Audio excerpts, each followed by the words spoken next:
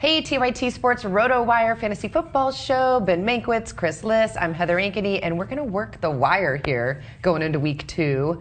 Obviously, Allen Hurns is probably who everyone is going after. Shock the world. Shock the Patriots. But who else? And should we go after him? Is that like a 1-week thing? I think he'll be involved there. He's an undrafted free agent. Remember, Victor Cruz is an undrafted free agent. It happens, but they have other guys. They have Marquise Lee, who came on in the second half. Allen Robinson's now getting healthy. Cecil Shorts will be back. I'd bid a token couple bucks, but I'm not really into Yeah, Allen. I don't, basically, guys who weren't drafted for a reason. There are all these wonderful stories, but most of the guys who weren't drafted aren't ever going to be significant fantasy players. This is a guy who happened to catch 2 long touchdown passes on his first 2 plays for a team that then completely got shut down after that. That's a team that's going to struggle to score. I mean, if you have a weakness at wide receiver, I just wouldn't. If you have the top waiver spot in your league, don't waste it. I wouldn't waste it on Allen Hurns. If you're in the middle, Who would you go for then? I don't know. I mean, look, I guess it depends on what you need, too. It depends on what you need. If for example, well, first of all, Josh Gordon would be my first choice. He should not be on waivers. You should have drafted him, and if you didn't draft him, you should have picked him up, and you should trade it for him. You should have done whatever. Wait, you why could are you saying this? Because it's a possibility now that he might be because playing. the upside always justified the risk of him being suspended for the year and the legal options, and you should have read RotoWire and looked at all the legal options we laid out. Of the 4 leagues I'm in, one league was 27 rounds. It's the rotisserie style league. That's the only league he's available in. It's a strange, and they're smart. It's just a weird some guy drafted him and didn't have a spot for him in like the 23rd round, and then people kind of, I guess, forgot about him. Yeah. But as of this morning, he legitimately could be. They're having. He could have last week. There was always a possibility of either a lawsuit or the Players Association. He had 3 outs, right? He had win in arbitration. He lost. He had the lawsuit. He's deciding not to file. Why would he not sue them if they're screwing his life over nothing? Well, because they're going to amend this deal. They're going to get this done, or he's going to sue. He may get spent a couple games for the DUI later, but you got to go get him if he's available. Because 8 games with Josh Gordon is better than 16 games with of almost anybody. Yeah, especially if you have a spot open on your bench. Right.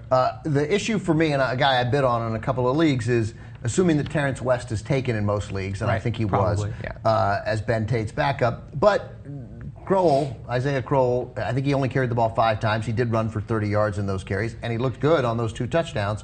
West, though, had 16 carries on 100 yards. Is a waiver spot worth it on Isaiah Crowell?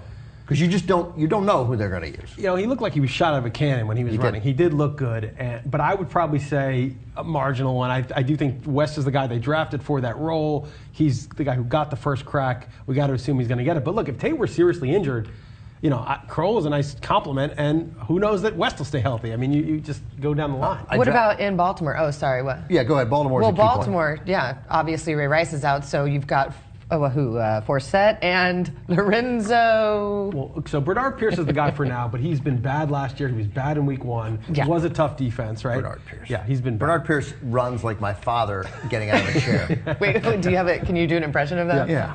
Oh, dinner? Great. That's Bernard Pierce. I feel like that you said that was Trent Richardson too. My dad's 90. It's pretty awesome. I mean, he's still moving around. Just getting up from a seated position takes a little time. But Bernard Pierce, they benched him after that fumble. Is that right? I don't remember what happened there. The game was so unwatchable. It was unwatchable. Yeah, it was 5 field. It was Mike Nugent. But people are already brushing Bernard Pierce aside, is what I'm saying, and immediately looking to Forsett in the Lorenzo. Lorenzo, who I can't pronounce. It's not necessarily over for Bernard Pierce. But I think that, Justin Forsett did well. He's got experience. He'll probably get the first crack. But Lorenzo Taliaferro is the guy they drafted. He's big and physical, and he's got the most upside. And it's not a very good run-blocking line, so why not just take the guy who has real upside? Always. I would stash him for a couple bucks. He's going to be cheap. And you never know with running backs in the league. One guy I drafted in a league, and I saw he was a free agent in a couple other leagues, and I'm surprised by it, and probably not a free agent in a lot of leagues. But I would both not only play Dwayne Bowe this week against the Broncos, but I would also obviously pick him up if available. And he's still he is available in a lot of leagues, yes, I think, actually. because he was suspended, but only for 1 game, and he's back now. And but Kansas City looked like dog meat. Horrible. It looked horrible, and you can't throw to Donnie Avery as your primary target. It can't be done.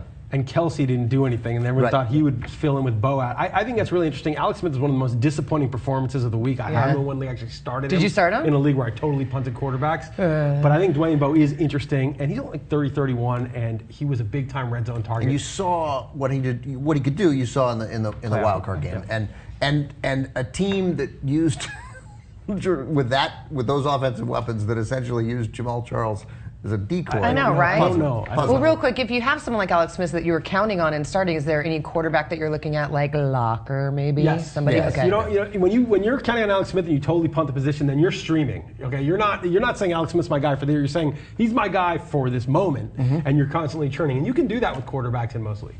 Jake Locker will get hurt, but when he's not hurt, he's a pretty useful quarterback, as Chris mentioned, with the running. So I would pick up a healthy Jake Locker, and I would be willing to play him in the right matchup.